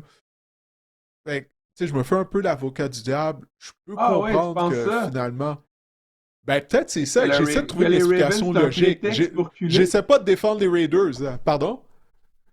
Je pense que les Ravens ont eu ils sont comme, ils ont comme toi, peut-être, je pense qu'ils ont reculé, puis c'était leur façon de reculer, de dire que Max Crosby, ah ouais? Ben, trouvons une autre explication logique après que c'est arrivé. Moi, j'en trouve pas d'autre. Tu sais, j'ai passé, là, depuis que ça s'est passé, tout ça. Ah, C'est la ben, seule explication logique que je trouve de la part du côté des Ravens. Parce que sinon, pourquoi t'annulerais une transaction? Ils ont eu un accord, là, avec les Raiders. C'était fait, là. Tu sais, c'était fait. Donc là, pourquoi changer d'idée? Parce que l'examen médical, tu sais, c'est subjectif, là. Tu sais, tu peux passer un examen médical avec une équipe, un médecin d'une équipe va te dire OK, oui, tout est beau, puis l'autre va te dire Ah non, Marc-André a une blessure à un genou, à une épaule. Moi, je ne conseille pas de le mettre sous contrat. Tu sais, tu comprends? Il va être en est-ce santé que, éventuellement. Ça fait 8 semaines qu'il a été opéré. Donc, il va être prêt pour le début de la saison. Donc, je ne sais pas, c'est bizarre parce qu'en plus, il paraît que il y a d'autres médecins qui ont examiné Crosby, dont le médecin des Cowboys de Dallas, parce qu'apparemment les Cowboys étaient intéressés au service de Max Crosby. Bref, en tout cas, comme je te dis, c'est la seule explication logique que je peux trouver de la part des Ravens, c'est que finalement, peut-être qu'on était réticent lorsqu'on a pris en considération le kilométrage dans les jambes de Crosby et le fait qu'il s'est blessé un genou l'année dernière. Parce qu'à part de ça, j'ai jamais vu ça, Marc-André. J'ai jamais vu ça, je peux pas trouver d'autres explications. écoute, là, c'est la panoplie de docteurs puis de météo qui donnent leur opinion. Mais en plus, il y a des articles qui sont sortis dans les jours suivants, là, comme quoi que c'est pas la première fois que les Ravens décident de mettre un frein ou annulent une transaction. Là, puis c'est rare dans la NFL, mais c'est pas la première fois que ça arrive aux Ravens. C'est sûr que ça soulève des questionnements, mais aussi, si je me fais l'avocat du diable, Didier, que les Raiders ont tout dit aux Ravens aussi, là, c'est quand même deux choix de première ronde, c'est pas rien. Peut-être qu'il y a eu des mauvaises surprises là, quand ils ont examiné le genou, non? Je crois pas, parce que c'est pas à ton avantage de mentir comme ça. Disons, là, on parle pour parler. Là, si les Raiders avaient menti ou essayé de cacher quelque chose, mais là, il va arriver quoi là, si dans quelques semaines, dans quelques mois, tu veux compléter une transaction avec une autre équipe? L'autre équipe te fera pas confiance. Puis encore une fois, c'est toute transaction, il faut toujours attendre l'examen médical avant que ça devienne officiel. Mais par contre, c'est tellement rare qu'une transaction soit annulée à cause d'un examen médical. Comme je te disais, c'est très subjectif tout ça. En tout cas, c'est vraiment bizarre. Mais tout ça pour dire que là, Crosby, il est de retour au centre d'entraînement des Raiders. Il fait sa remise en forme là. Qui sait, peut-être qu'il va être là au début de la saison finalement avec les Raiders. Mais pour les Raiders, c'est exactement ce qu'ils avaient besoin de faire. D'échanger Crosby, d'aller chercher deux choix de première ronde pour amorcer cette reconstruction de l'équipe. Mais ils sont chanceux. Imagine-toi si ça s'est arrivé à une équipe qui était prête à la gorge sous le plafond salarial. Les Raiders, eux, ils ont tellement de place sous le plafond salarial, malgré tous les joueurs qu'ils ont mis sous contrat depuis le début de la période des joueurs autonomes, ben, ils peuvent absorber le contrat de Max Crosby. Mais imagine-toi, là, si là, on était prêt à la gorge, là, ça aurait mis dans le trouble les Raiders après avoir signé des joueurs autonomes. Ça aurait pu être encore un plus gros fiasco, tout ça. Effectivement. Puis on dit même, mais là tu en as parlé un peu tantôt, on dit même que Max Crosby, le docteur, le chirurgien qui a fait la chirurgie, c'est un docteur là, assez réputé, là, Neil L. Atrache, ou Atrache, en tout cas, peu importe, mais c'est un gars qui fait des Tommy John, qui fait des opérations de Tommy John au baseball là, aussi. Là, je veux dire, c'est pas le dernier. C'est un gars vraiment réputé dans le milieu du sport. Donc, on dit qu'il va être prêt pour le début de la saison. Je ne sais pas si c'est salutaire finalement pour les Raiders. Parce qu'on a fait des additions, là, spécialement au poste de secondaire. On peut peut-être y aller, Didier, en parlant des Raiders, qui ont ajouté des gars comme Nakobe Dean également là, comme secondaire. Bref, on a fait des. Et un autre que le nom m'échappe. Écoute, on a fait des ajouts. C'est intéressant là, du côté des Raiders. Puis écoutez, si Max Crosby est encore sur notre ligne défensive, je pense que les Raiders vont montrer un visage intéressant. Ouais, il y a Quay Walker également. Ah, Moi, Quay Nakobe Dean, Walker, je c'est sais pas, ça. tu sais, c'est un ancien des Eagles. Je suis pas un fan. Il y a tellement un petit gabarit. Tu sais, il y a de la misère contre la course. Et on l'a vu ça par moment l'année dernière. Mais Quay Walker, tu es un joueur de qualité, secondaire de ligne de qualité, l'ancien des Packers de Green Bay. On a vraiment été occupés là, du côté des Raiders. On a mis sous contrat à Taron Johnson, demi-coin anciennement des Bills de Buffalo, un autre demi-coin, Eric Stokes. Ben, ça, on l'a re-signé. Mais on Il avait jouait beaucoup avec d'argent les aussi. Raiders l'année dernière. Pardon, on avait beaucoup d'argent à dépasser, c'est ça. Il fallait dépasser cet Un peu comme les argent-là. Pats l'année Mais passée. c'est ce que- Ben voilà, ouais, c'est une bonne comparaison. Tu sais, Kwity Paye, l'ancien des Colts d'Indianapolis, ancien choix de première ronde, notamment. Donc, c'est ça, là. Tu sais, il faut que tu dépenses cet argent-là. On était quand même. Tu sais, j'oublie de quelle équipe qu'on parlait là plutôt aujourd'hui. Quand je te disais qu'il fallait stabiliser l'équipe avec l'arrivée de vétérans, je Les pense que Jets, c'est ça qu'on essaie de faire. Les Jets, ouais, c'est ça. Je pense que c'est ça qu'on essaie de faire également du côté des Raiders. élever le plancher de l'équipe. C'est ça qu'on essaie de Et faire. voilà. Pour en Et revenir à voilà. Bonne Hendrickson, façon de le Didier, dire. 4 ans, 112 millions de dollars, c'est sûr que c'est pas la même qualité de joueur que Max Crosby, mais est-ce que tu trouves que c'est une bonne signature du côté des Ravens? Bon, si on peut le jumeler avec un autre chasseur de corps, il y a le choix de première ronde de l'année dernière, bon, il y a eu des soubresauts vers la fin de la saison. Là, j'oublie son nom, l'ancien de Marshall. Mais c'est ça, tu sais, il n'a pas connu une saison d'impact en tant que recrue. Mais ça va être une année importante pour lui là, la saison prochaine parce que c'est bien beau Hendrickson, mais Hendrickson est rendu dans la trentaine. Puis c'est pas vrai que les Ravens en ligne défensive vont être en mesure de presser les carrières adverses juste avec l'arrivée de Trey Hendrickson. Toutefois, il y a Mdabike qui a raté une grosse portion de la saison. L'excellent plaqueur, c'est un des meilleurs de la NFL. Il s'est blessé au cou tôt en début de saison. Il est en mesure de reprendre sa carrière. Là, ça pourrait être intéressant du côté de la défense des Ravens, qui a eu énormément d'ennuis à fait d'appliquer de la pression constante sur les carrières adverses la saison dernière. Exact, exact. Jalen Phillips, l'ancien des Eagles, Didier, a fait sauter la banque avec les Panthers. La Caroline a également mis sous contrat le secondaire Devin Lloyd. Pour Phillips, 4 ans, 120 millions de dollars. Pour Lloyd, 3 ans, 45 millions de dollars. Jalen Phillips, c'est chèrement payé un gars qui a vraiment retrouvé un peu ses lettres de noblesse avec les Eagles, mais qui a été régulièrement blessé au sein de sa carrière, durant sa carrière. Là. Ouais, ben c'est ça, hein. À tous les ans, je le dis, il y a une raison pourquoi les joueurs autonomes sont des joueurs autonomes.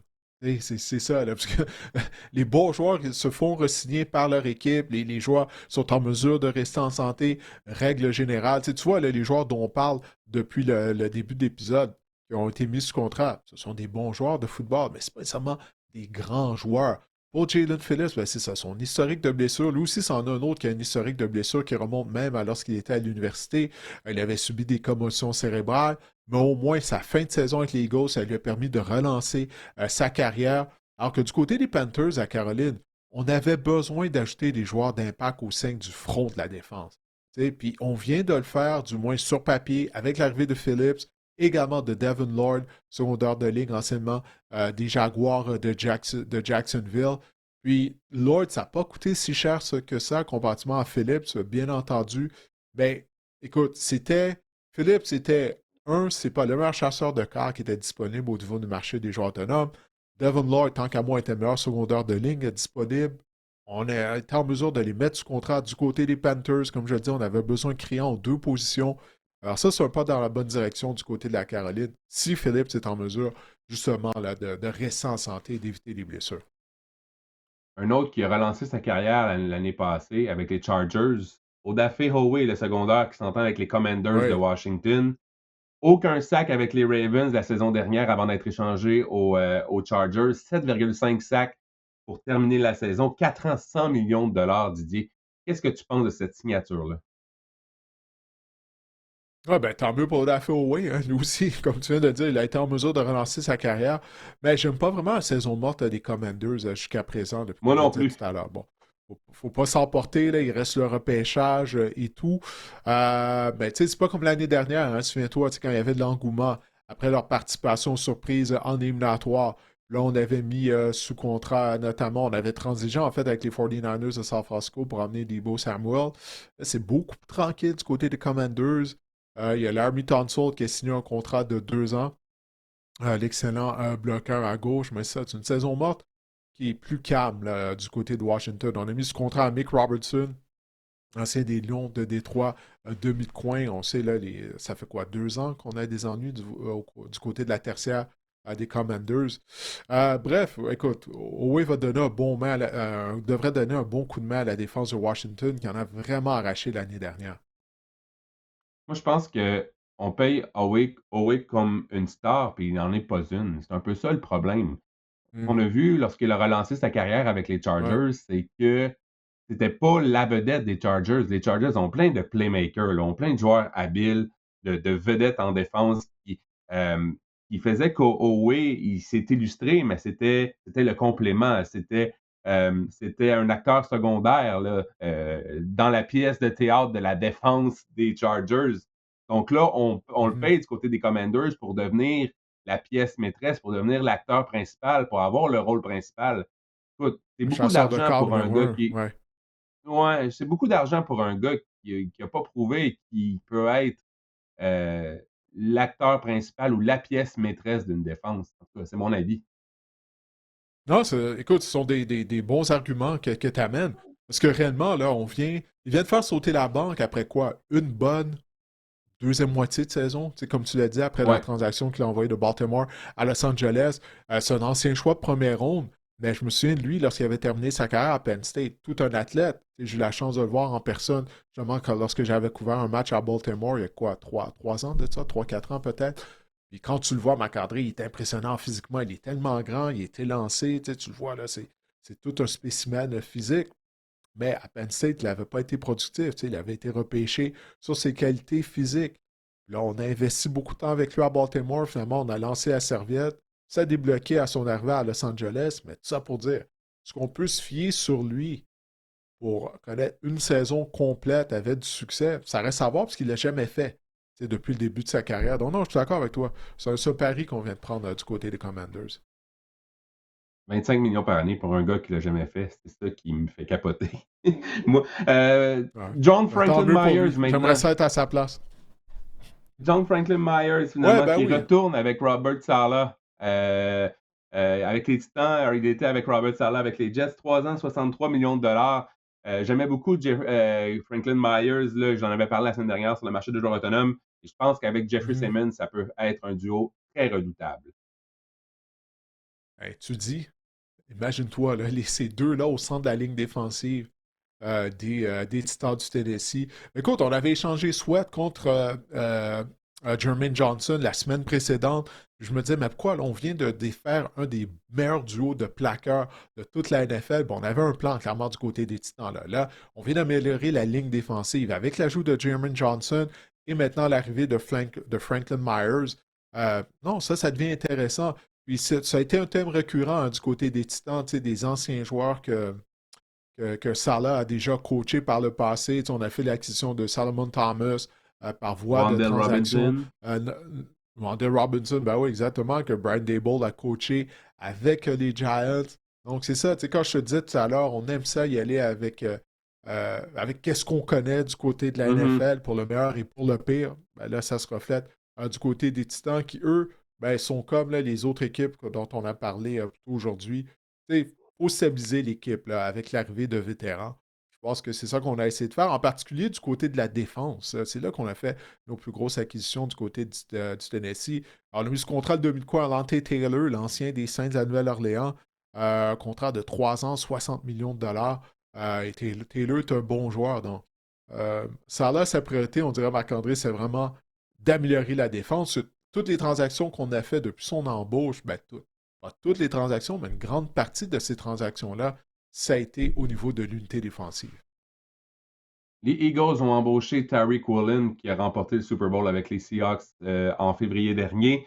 On s'est demandé toute la saison qui allait jouer, qui était le deuxième demi de coin des Eagles. Ben, les Eagles pensent peut-être avoir trouvé la solution en faisant l'embauche de Tariq Woolen.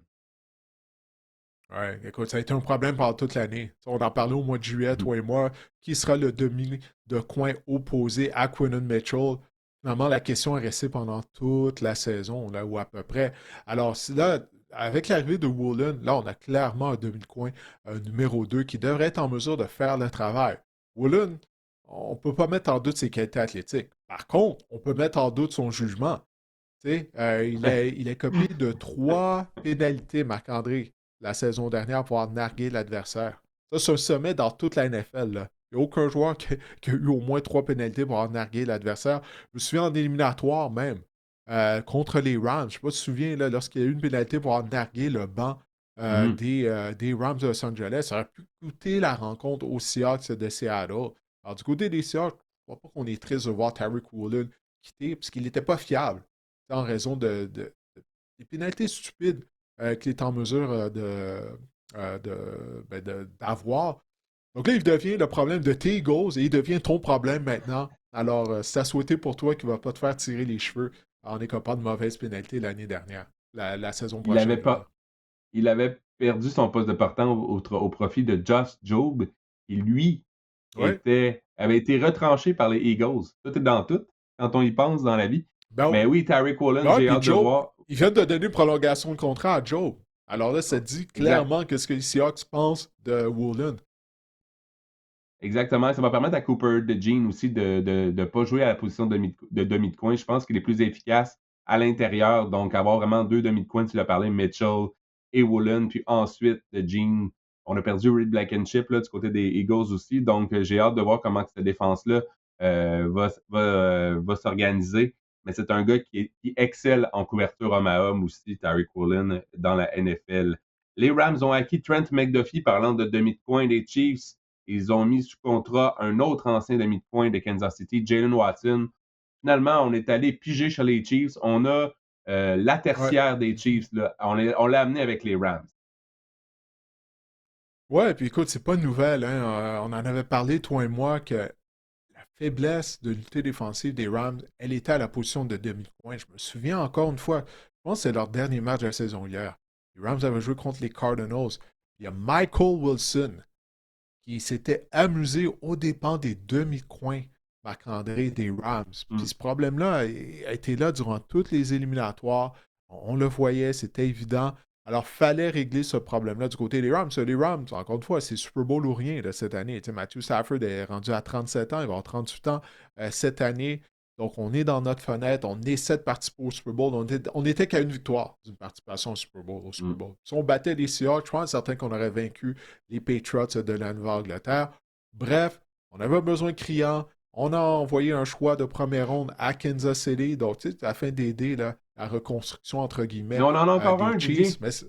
Il y est plus tôt. Ben, c'est ça, parce qu'on en avait deux. Oui, et voilà. Donc, c'est ça, mais j'aime ça des Rams, parce que les Rams, là, puis j'avais vu un tableau passer sur X, je sais pas si tu avez vu ça, là, tu sais, tous les choix première ronde qu'on a échangés là, depuis quoi, les 10, 12 dernières années. Mais du côté des Rams, c'est un risque calculé parce que McDuffie, c'est seulement son deuxième contrat. Là. Donc, c'est un joueur qui est encore jeune, à la position de demi-coin, qui est une des positions les plus importantes sur le terrain. Là, tu viens de t'améliorer considérablement.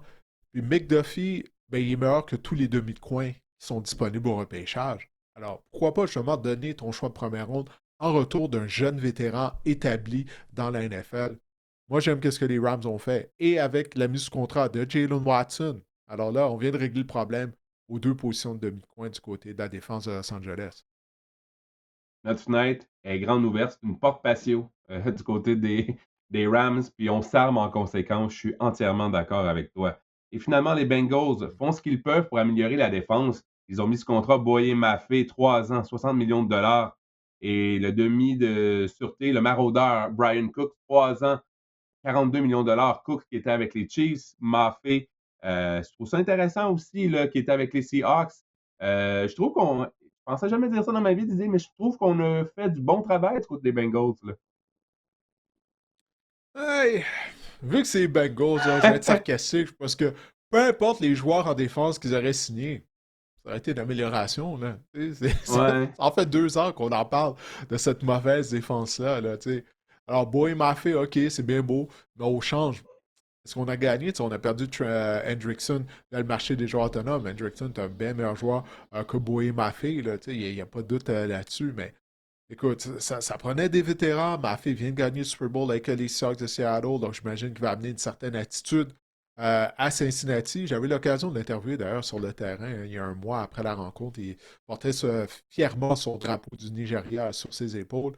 Donc c'est ça. Puis c'est la même chose avec l'arrivée de Brian Cook, un ancien des Chiefs. Donc il a participé à des matchs éliminatoires très importants, à des Super Bowls. Alors c'est pas une mauvaise chose, mais il y a beaucoup de travail à faire, encore une fois, là, du côté de l'unité défensive des Bengals de Cincinnati. Ça, il n'y a pas de doute là-dessus. Brian Cook, là, qui est, selon moi, la meilleure addition. On cherchait depuis le départ de Jesse Bates, je pense qu'on cherchait quelqu'un là, dans la Ouais. tertiaire qui pouvait le remplacer. Et si on, un petit mot vraiment sur les Chiefs, là, si on regarde ça, si on fait l'état des comptes, McDuffie est Ouais. parti, Watson est parti, maintenant Cook est parti. Je pense qu'on a un plan. J'espère qu'on a un plan du côté des Chiefs. Là. J'imagine qu'on va adresser la position au repêchage. Ouais, c'est pas la première fois que les Chiefs font ça. Tu sais, il y a quelques années, ils avaient laissé le Jarvis Sneed quitter via le marché des joueurs autonomes. Je me souviens bien, Sneed avait signé avec les Titans du Tennessee. Il était considéré comme étant un des meilleurs demi-coins de la NFL, mais du côté des Chiefs et du groupe d'entraîneurs, on a prouvé qu'on est en mesure de développer des demi-de-coin. Alors là, c'est qu'on va Mhm. devoir recommencer ce processus-là, mais on préfère, on ne leur donne pas de deuxième contrat. Tu sais, ça a été la même chose avec Snead. On vient de voir, ça vient de se produire avec Trent McDuffie. Donc, c'est comme si c'est ça la philosophie des Chiefs. Oui, on va repêcher de demi-coin, on va les développer, mais quand vient le moment pour eux de les récompenser, quand vient le moment pour eux de faire sauter la banque, on va s'en départir et repartir le cycle à nouveau. Donc, c'est ça qu'on va faire du côté de Kansas City. Mais là, c'est qu'on vient de créer un besoin criant là, à la position de demi-coin, à moins qu'on ait un jeune demi-coin sur l'équipe d'entraînement que toi et moi, on ne connaît pas. Mais là, c'est ça, on a un besoin criant. Puis comme je le disais tout à l'heure, tu ne veux pas aller dans le repêchage avec des besoins criants à certaines positions, parce que là, ton repêchage devient prévisible. Après ça, les équipes sont au courant que tu cibles un demi de coin ou un receveur de passe. Puis là, elles peuvent compléter une transaction pour grimper au classement, te devancer et peut-être repêcher le joueur que toi, tu as dans ta cible. Donc, on va voir du côté de Kansas City. Mais ça, je te dis, c'est ça qui est drôle. C'est comme si on fait une reconstruction, mais on a mis sous contrat Kenneth Walker. Travis Kelce a signé un contrat d'1 an. Il va être de retour. Il va poursuivre sa carrière, mais je sais pas. Je trouve ça bizarre tout ce qui se passe à Kansas City. Rashee Rice a eu d'autres démêlés avec la justice. Encore une fois, Ah. ça n'arrête pas. Donc, c'est ça. On n'a toujours pas de receveur numéro un. On n'a toujours pas de marchand de vitesse à la position de receveur qui peut étirer les défenses adverses de façon verticale. Donc, c'est ça. C'est bizarre. Moi, je trouve ça bizarre ce qui se passe à Kansas City. Je sais pas ce que tu en penses, hein, mais je suis pas sûr On de où parle est-ce qu'on plus de s'en va nécessairement, là. On parle plus de Rashid Rice entre mars et septembre qu'entre septembre et février. Donc, je pense que c'est une mauvaise augure dans ce temps-là. Il faudrait l'enfermer Ouais. chez eux ou il pourrait pas participer à Ben, Big il est Brother, suspendu genre, de au moins. septembre à novembre. Il est suspendu de Ouais, c'est septembre à ça. novembre. Fait que, anyway, Ouais. on peut pas parler de Mais, lui. tu sais, Mais c'est vrai, c'est participer à une constant, là. Ça fait télé-réalité, là, combien. t'es enfermé pendant 2 mois, au moins on saurait qu'est-ce qui, tu sais, reste là, là. Mais c'est incroyable. Marc-André, ça fait combien de fois, là? Lui, c'est quoi? C'est Ah. juste sa troisième année, je pense, en plus, hein? Ou en tout cas, peu importe, mais c'est combien de fois qu'il y a des démêlés avec la justice, arrestations et tout. Tu sais, ça en est rendu au point, si t'es des Chiefs, tu peux pas te fier à lui. Tu sais, tu peux pas te Mais fier pour à lui parce revenir que à, tu sais pas à tout moment, là. mais Tu peux pour te faire appeler revenir au beau à milieu de ton la nuit puis point, t'apprends qu'il a été arrêté. Mais pour revenir à ton point de la tertiaire des Chiefs, c'est vrai qu'on avait fait le coup une fois, puis c'est comme si on avait trouvé d'autres joueurs, on avait développé des joueurs, on était excellents, puis comme si de rien n'était, là, on avait été laissé partir Snead qui, en passant, était pas mal moins bon avec les Titans qu'avec les Chiefs. Ouais. Je sais pas si c'est ça qui va se passer dans Ah, le dans dans dans lui, dans une fois qu'il a touché le gros lot, là, il y avait le plus d'intérêt beaucoup, là, je pense. Je pense Mais que c'est ça qui est j'imagine arrivé. qu'on se dit: «Bon, on va tenter l'expérience ou de refaire là, l'expérience une autre fois». On se fait beaucoup sur les entraîneurs. Steve Spagnuolo doit avoir quelque chose là, à voir Mhm. avec les succès des Chiefs en défense également. Il faudrait lui Ah donner oui. un peu, lui rendre du crédit. Donc, j'ai hâte de voir du côté des Chiefs, mais ça serait intéressant, effectivement. Puis la reconstruction, comme je l'ai dit, moi, tant que Patrick Mahomes est au poste de quart, ça ne sera pas une reconstruction complète. Travis Kelce est de retour pour une autre saison. Et surtout, Eric Bieniemy est de retour pour une autre saison. J'ai hâte de voir aussi avec Kenneth Walker là, comment on va pouvoir utiliser Walker, Kelsey. Je continue à croire que Tyreek Hill va faire un retour avec les Chiefs également, mais bon, ça reste à voir. On conclut le podcast là-dessus. Ouais, bah. Ouais, sur le retour de Tyreek Hill sur une jambe à Kansas City. En tout cas, on va voir s'il Exact. pourra même reprendre sa carrière. Mais euh, Comme demi de tu coin, sais, tout à l'heure, tu peut-être. parlais de la Ligue. Comme depuis quoi? Je penserais pas, ouais, avec combien de. On n'en a plus. Mais le point que tu as dit au niveau de la ligne à attaque des Chiefs, ça, c'est important, Ouais. là, ça. Là. On n'a pas signé de joueurs de ligne à l'attaque, à moins que j'ai raté ça depuis la période des joueurs autonomes. Est-ce qu'on va se rabattre ça, sur le repêchage? Et ça, parce que tous les noms là, que tu viens de mentionner, personne ne va être productif si on n'a pas de ligne à l'attaque. C'est aussi simple que ça. La ligne à l'attaque, c'est le moteur de ton unité offensive. Donc, tout commence par ça. Bref, on verra bien. Bon, ben écoute, Marc-André, hey, on a réussi, on a fait le tour. Alors, pour les gens qui ont écouté l'épisode du podcast ou qui l'ont regardé via la chaîne YouTube, on espère que cet épisode du podcast Sac du Car vous a plu. On verra si d'autres transactions vont avoir lieu au cours des prochains jours. Je suis certain que ça sera le cas. Alors, écoutez, on se retrouve la semaine prochaine et d'ici là, portez-vous bien.